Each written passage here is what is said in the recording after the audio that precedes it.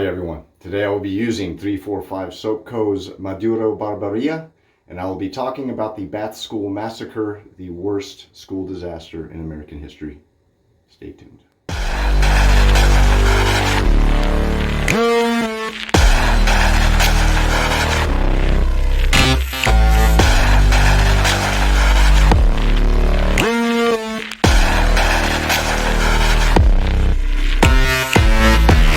Hey everybody, how are you? John Bonham here, Cape Cod Wet Shaving.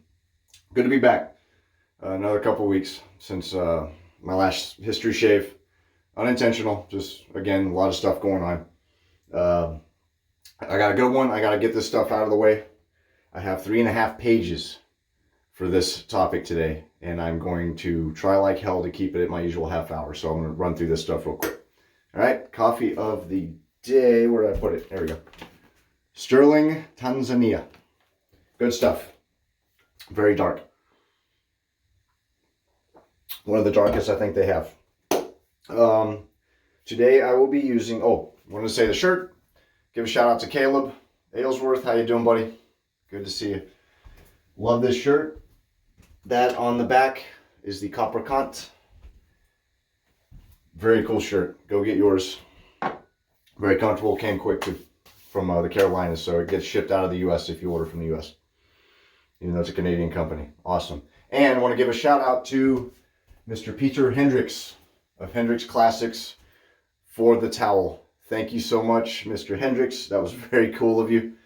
I messaged him, said thank you so much. This is an amazing towel, by the way.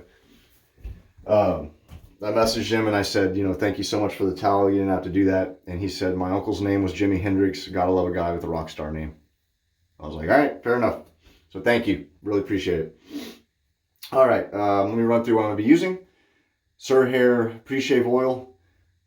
Probably one of my favorite pre-shave oils, if not my absolute favorite. Close second would be Subtle Art Soap. How you doing, Joe? Hare is a very underrated company, in my opinion. Very underrated artisan. Today I'll be using Maduro Barberia. I think I'm saying that correctly. Thank you, Google Translate. I actually did it this time. This is a cigar tobacco barbershop scent from 345 Soap. I also have the matching splash and the balm. So this is not available to the general public. He has a subscription service that he just started up, and this was the first release for that. It is only available to the VIP people in the subscription. So that's why it's in this special splash bottle. Very nice, isn't it? Very handsome. Looks a lot like the Murphy & McNeil one, but different. Like that frosted glass is very cool.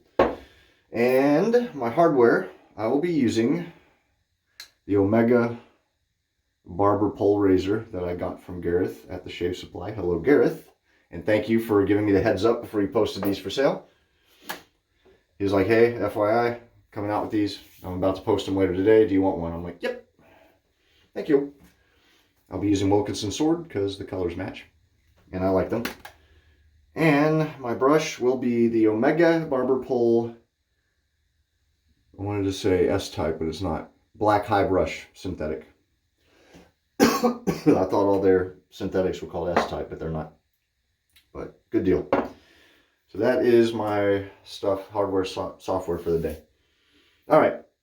So today, real quick too. Sorry. Scent notes of this: bergamot, basil leaf, oakmoss, patchouli, and tobacco. It's very good. Oh, it smells very good. Okay, so today will be the bath school disaster. All right. So a lot of wet shavers, you guys are from Michigan. Michigonians, I guess is how you would say it. Please pardon the water. Today's topic occurred in Bath Township, Michigan, which still exists. It is near, where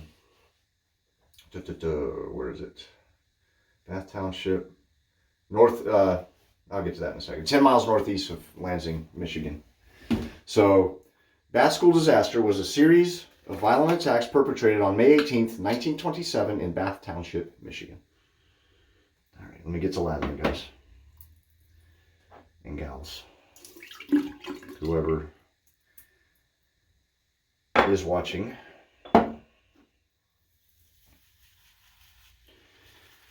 John, by the way, Patton, owner of 345, said that the base, this is his newest base too.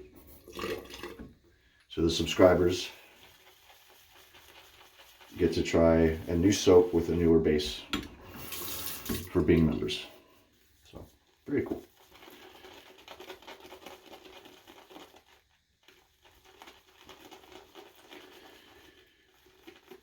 His soaps have grown on me, so I'm excited to do this one on video. All right. The attacks of the Bath School Massacre killed 45 people, okay? 38 were kids, 7 adults, including the perpetrator, 38 school children. So this one will be a little sad. Oh. I was talking to my buddy Chad before this. I said, should I put a little disclaimer or something saying that this is graphic? And he was like, no, it's factual. Which is true. You see, you know, unfortunately you see stuff like this on the news, so I was going to do a viewer discretion thing, but even if it were violent or graphic, I would find a way to take the graphic violent part of it out. So I will say it's just sad. All right, so first photo. Remains the worst school massacre in United States history. See, this is very interesting here. So here's one of the many photos of the remnants of the school after what happened. I'll get to what happened here in a second. As you can tell, it was huge. So if you were to walk up to someone on the street and say, what was the worst school disaster? They would probably say Virginia Tech. That is incorrect. Virginia Tech is the country's worst school shooting. The worst school disaster to this day remains the Bath school disaster. And interestingly enough, only one bullet was fired during the entire scenario. Okay? Bath Township is a village located 10 miles northeast of Lansing, Michigan. After years of debate, okay, the townsfolk voted to approve the creation of a new school district in 1922. Now, at this time, Bath Township was very agricultural. There's only about 300 adults living in Bath in the 1920s, okay? It was a huge farming community. As I said, very agricultural. Oh, that's good. Boy, does that smell really good. I didn't show you the lather. Sorry about that. That's what I have so far. Lathered right up. So them voting on the school district. So they didn't have a school. They had neighboring schools in neighboring towns that the children went to. And they voted to create their own school district within Bath, which means building a school.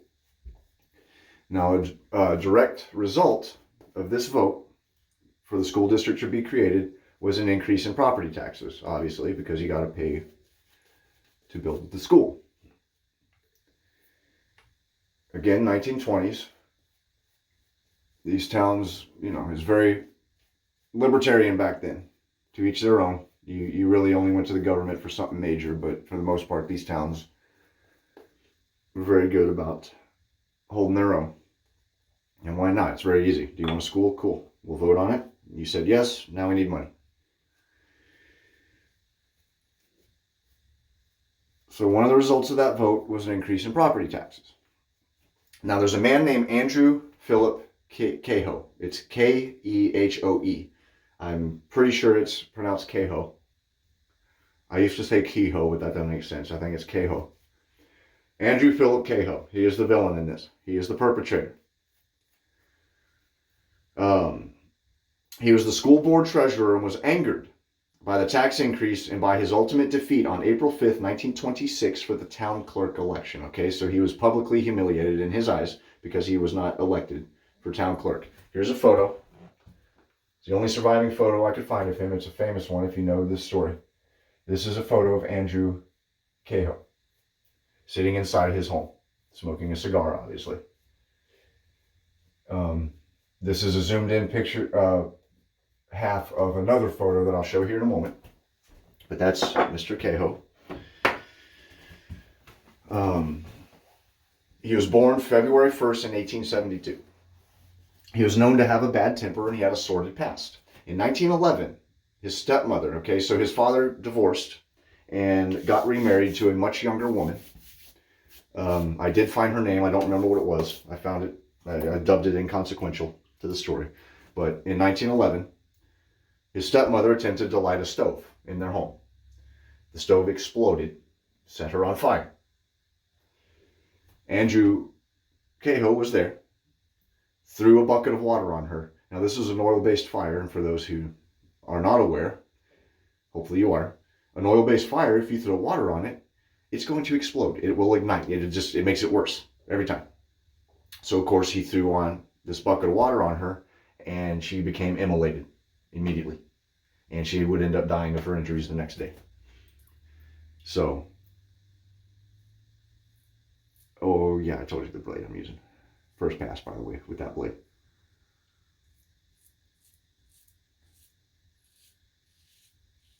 So she died horribly, this poor woman. Threw a bucket of water on her. This caused her to flame. Oil fire. She died the next day. So years later, even years later, neighbors believed that Andrew himself had tampered with that stove because he did not get along with his stepmother at all. So it was really kind of not even really hidden that people believe that he was responsible for her death.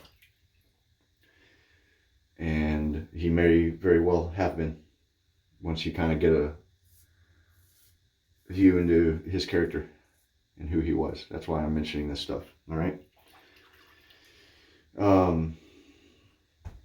It was never proven, by the way. All rumors, pretty justified rumors in my opinion, judging by what the man ended up doing. One thing that I did not write down, but I will throw in too, was when he was younger, he suffered a massive head injury. Like bad, like he almost died, was in a coma for, I think 3 weeks, in and out of a coma for 3 weeks. He almost died. The reason that's substantial is because obviously a lot of people, including a lot of psychologists that study like serial killers and stuff, massive head injury, massive head trauma is one of the, what they believe, one of the contributing factors to outright, violent behavior and strange behavior later. Quite a few people have it. Look at poor Gary Busey there. A lot of people make fun of him, but that poor guy, man, he's like he's alive and self-sufficient. Of course he's going to be weird. Man survived a horrible motorcycle wreck without a helmet. Anywho, so I think that was important a little bit for later. All right, so here's a photo of the Cahill farmhouse. Very nice, looks very rural, very pretty home. I think he built it, or he had it built, one or the other, because they purchased the land. But at the age of 40, Cahill married Ellen Nellie Price in 1912. 7 years later, they purchased and moved into a farm outside of Bath, which is what that photo was. Okay? Now, here is the same photo of Andrew, and next to him, obviously, is his wife, Nellie. Only photo, again, that I could find, definitely of Nellie. But that seems to be the only photo of Andrew online. Now, there is a book that I want to buy that I'm going to mention at the end of this.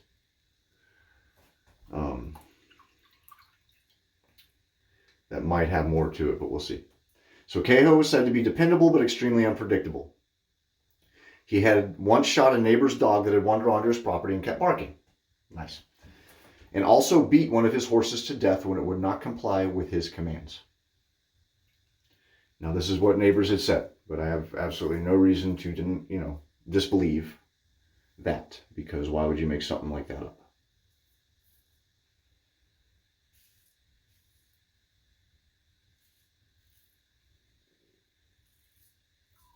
This might be longer than half an hour. Hopefully not. He also had a reputation for frugality, which is actually, oddly enough, why his position as the treasurer was something that they thought people had thought would suit him. Because, what better person to save you money than someone who doesn't want to spend it? Wow, I nicked my cheekbone. That's a first.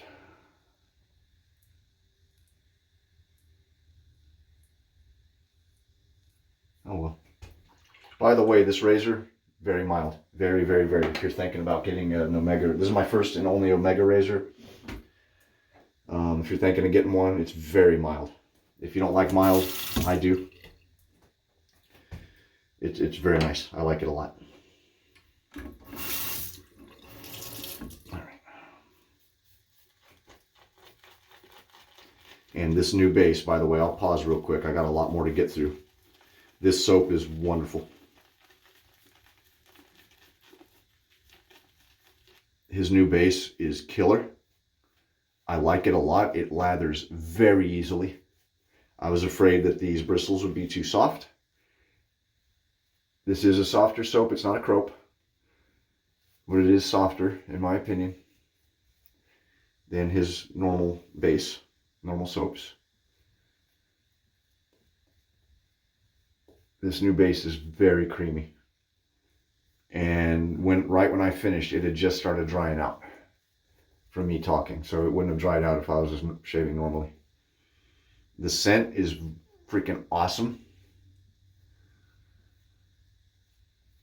I like his barbershop. I like what he chooses to mix with his barbershops. I liked remember I was complaining a little bit about his Fleet Street barbershop. Not really even complaining. I was just saying it didn't smell as what I had pictured the scent to be, but it's grown on me. I've used it twice since that video. I like it. But the first thing I noticed when I busted this open was that he has a base barbershop scent that he uses that he'll throw other scents onto, it seems. Which I like a lot because I like his barbershop. It's very good. All right. Hopefully, I don't know, maybe one day he'll release this to the general public. I don't want to speak for him. I don't think so. Obviously, because that's the reason behind the subscription, is to entice you. Look at Ariana and Evans, the club, which I'm not a part of. I should. But for those who do have this, they know it's a really, really good scent and soap. So, okay. So he had a reputation for frugality. As such, he was elected to the school board in 1924 as a trustee. So he had a couple of positions. He constantly argued for lower taxes, was considered extremely difficult to work with, and always wanted his own way. So very much my way or the highway kind of guy. His wife Nellie became ill with what we think today was tuberculosis. And she most considered that adding medical bills to begin what ultimately transpired. So really the straw that broke the camel's back was a combination of the taxes that he fought for, his losing of that town clerk position, and then ultimately the adding cost of his sick wife. And ultimately the bank began foreclosure proceedings against his farm. Another interesting thing to add too is that his neighbors said that for a farmer, he didn't do a lot of farming. He would actually, it looked like he would do a lot of tinkering. And one thing they said that they noticed, it seemed like he was trying to make a new system involving his tractor, where you would get more crops for the effort, more payoff for the effort, like a double thing behind the, I don't know, double plow behind the tractor, something like that. I'd have to look at it again. But basically, he didn't do a lot of farming, which is obviously what a farmer needs to keep the farm afloat. That's why I'd say farm. He didn't do that. So, During the summer of 1926, Kehoe had free access to the school because he was on the school board, school treasurer, all that. He purchased over a ton of pyritol. Okay, pyritol was a chemical explosive that was used by farmers during the era for excavation. He also purchased 2 boxes of dynamite. This photo is a bunch of stuff that was found in the school. All right, as you can see, that box on top says pyritol, and there's dynamite. Now, these days, we would look at that and go, holy shit, how could anyone have access to that kind of stuff? Well, back then, dynamite and pyritol were used to clear tree stumps. You were clearing land, you'd cut down the tree, and you'd have the trunk and you'd have the roots. And dynamite was used to clear the stump and the roots out of the ground. And the effect, his neighbors called him the dynamite farmer because they would hear him blowing up stuff all the time.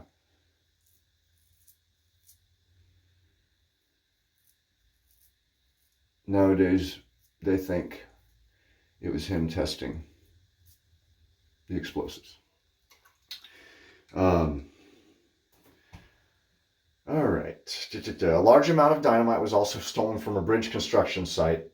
They found this out later, and after the fact, they figured it was probably, there's no proof yet again, but they figured, you know, with what happened, it was probably more than likely Andrew Kehoe that stole the explosives. All right? Because wait till you see how many explosives he used. All right. Prior to May 18th, Kehoe had loaded the backseat of his truck with metal debris. All right? He did, you know, shovels, nails, horseshoes, anything he could find that was metal, he loaded into the back of his car, his truck.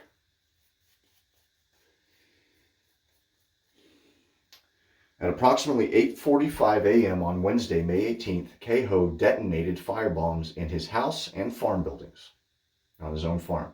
Neighbors saw it and rushed to put the fire out. There's one of the photos taken of his farm. That was one of the farm buildings that burned down, and that's all that's left of what was in it. There's some farm equipment. All right. After the disaster, police and fire officials would investigate the farm. They found Nellie's body. They didn't realize it was her at first because they would never think that she would be where she was. They found her body. She was in a wheelbarrow, dead, burned beyond recognition. And if I remember correctly, I didn't write this down, but if I remember correctly, they found that she had been strangled. So he had murdered her, put her in the wheelbarrow. And they also, he had done that the night before all this happened. And then she was found amongst the remains of the farmhouse. Okay? His horses, by the way, here's a picture of the burned house. All that was left was the chimney, and even then it's rickety. I mean, it was, they did try fighting the fire. The neighbors rushed over, tried to put it out. It was a lost cause. The whole farm burned to the ground. All right. Their 2 horses were found in the remains of the barn. Their legs had been hobbled together with wire. So obviously he had gone in, done that to make sure they couldn't escape, and they were unfortunately burned alive. And this is one of the most famous images of this occurrence. This is a sign that Andrew Kehoe left on his fence of his farm. Okay. And it said, criminals are not made, or are not born, they are made. So he knew what he was doing. All right. Classes at the school had started at 8:30 a.m. Andrew Kehoe knew this. He had set an alarm clock in the school's north wing, in the basement of the school, underneath the north wing. There's an alarm clock attached to 500 pounds of explosive under the north wing. He set that alarm clock for 8:45. Okay? It detonated, and rescuers at the farm, be effect, trying to put out the fire and deal with the farm, heard the explosion from the school where they were, and then went to go see what the hell, was going on there. A teacher who survived the bombing, so this was a bombing, a school bombing. A teacher said that the floor lifted up. That's the last thing she remembered, was the floor just coming up. 38 people, mostly children, unfortunately, died in the initial blast, and the entire north wing of the school collapsed with the roof coming down on top. 30 minutes after the explosion, Andrew Cahoe drove up to the school. One of the people that he had had a major falling out with leading up to this was their superintendent named Emery Huyck, Huyck. Huyck, I think it's Huyck. Emery Huyck. So they had a falling out a couple times. And so Andrew did not like him. He pulled up in his truck. Remember, he had loaded his truck with these explosives and shrapnel. Oh, I told you about the shrapnel. I didn't tell you about the explosives. He beckoned the superintendent over.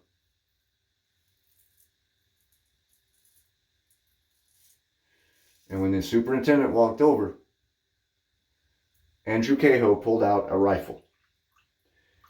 The superintendent and Andrew briefly wrestled over this rifle before Andrew shoved him away and fired the only shot that was fired during this whole tragedy into the truck, detonating the explosives that he had loaded into the truck, killing himself, the superintendent, and a poor little boy who had survived the blast, who had wandered out and wandered too close.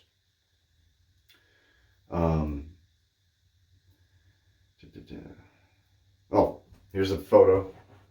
That is Cahoe's truck, all that's left of it after the explosion. So you can see that whatever room was left after the metal, the bomb, the truck's gone, as you can see. Several other adults also were killed, unfortunately. One man lost his leg and passed on his way to the hospital. I mean, this was horrible.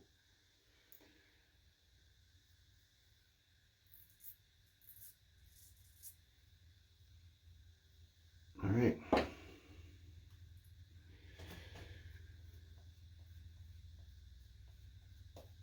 I am drying out. It's all right. Add a little bit more water. Look at it go again. This is some really good soap, man. This base is phenomenal. John said he's opening the subscription up. It's going to be every 6 months because he don't want people to join, get a soap, and then bail out. So May, I believe, is when it opens up again for members to join.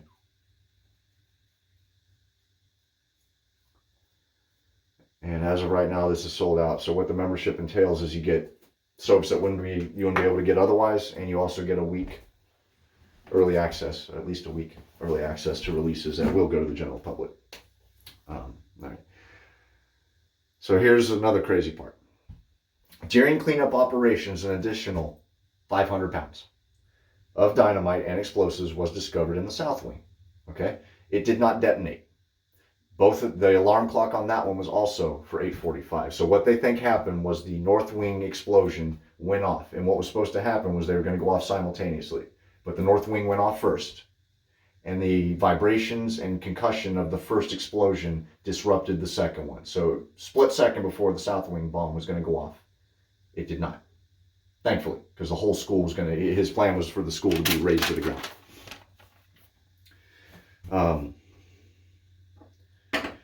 All right, let me go ahead and pause here, and I'm going to wash off, and I'm going to do post-shave. Be right back. All right. Whew. His new base is, love it. Love it. Not to rub it in. Oh, I like the bottom of I don't know if you can see that, there's like crinkles in it. This is some really good stuff. Whew. I don't know, man. Old Red is my favorite scent from him. Well, it's a tie between Old Red and Apotheosis, but this might be My new favorite from 345. Get some splash going here. So today, the Bath Middle and Elementary schools sit directly across the street from the site where the Bath School once stood, okay? So, I could not find anything about the remnants of Kehoe's farm. Undoubtedly, it is gone. It's long gone. It's probably become a neighborhood, commercial, shopping area, something like that. There's no reason to preserve the man's farmland. So, that's gone. But the school site is a park. It is called the James Couzens Park. Here's a plaque that's in front of it's in the park. It commemorates those who perished. It's on a rock, as you see, on the site. There's also a big tall sign, big green one, at I believe the entrance to the park, that talks about what happened there. And this is pretty cool. This is the cupola. Cupola? It's literally the top, steeple spire at the top of the building. This is the only piece of the school that remains today. And this is the original cupola of the school. There's actually also, I don't have a photo of it, but there is a museum dedicated to the disaster too. I would very much like to go there just to get some pictures, see that museum. But I'm not going to Michigan anytime soon. If I did, I'd be going to a few places.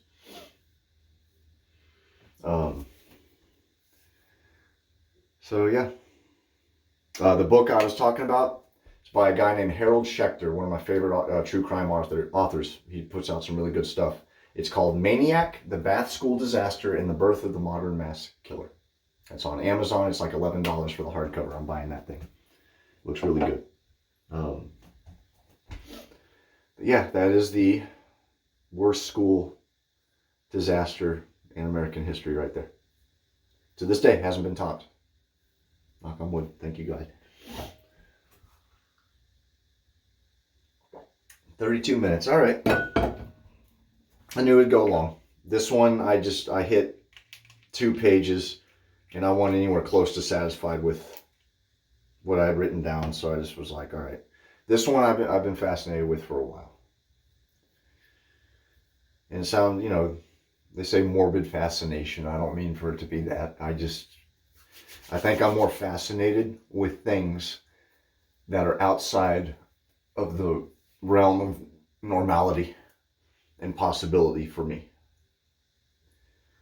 Just things where you look at it, and I know this is kind of dumb because most people would. They would look at it and go, how could someone do this? It's just the amount of planning and effort and the conniving aspect of it, and not one time did he stop and go, maybe I shouldn't do this.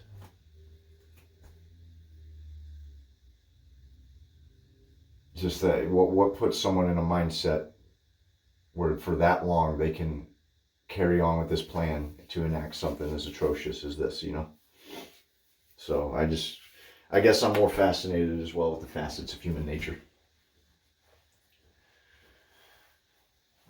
That's what makes me like talking to people too, but it also makes me wonder how people were capable of such horrible things, But yeah, that's sorry to make today's topic a little sad, but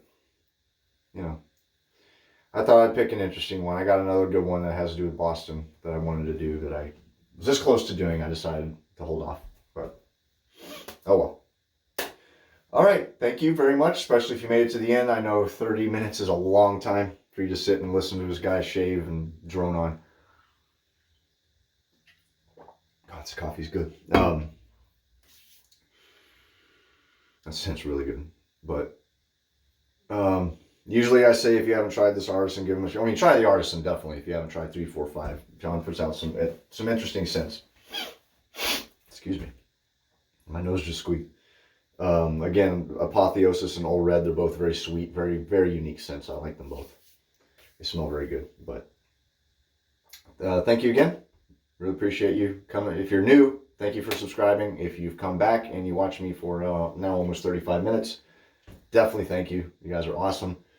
I do have a lot of fun doing these, as I've said before, and I am going to go back into a routine where I'm trying to put out one of these a week. So I will go back to that now that the crazy holiday stuff's over. I got some stuff around the house that's coming up, a lot of projects, so, but I am going to stick to a week. So, all right, everybody, y'all take care. Enjoy the rest of winter.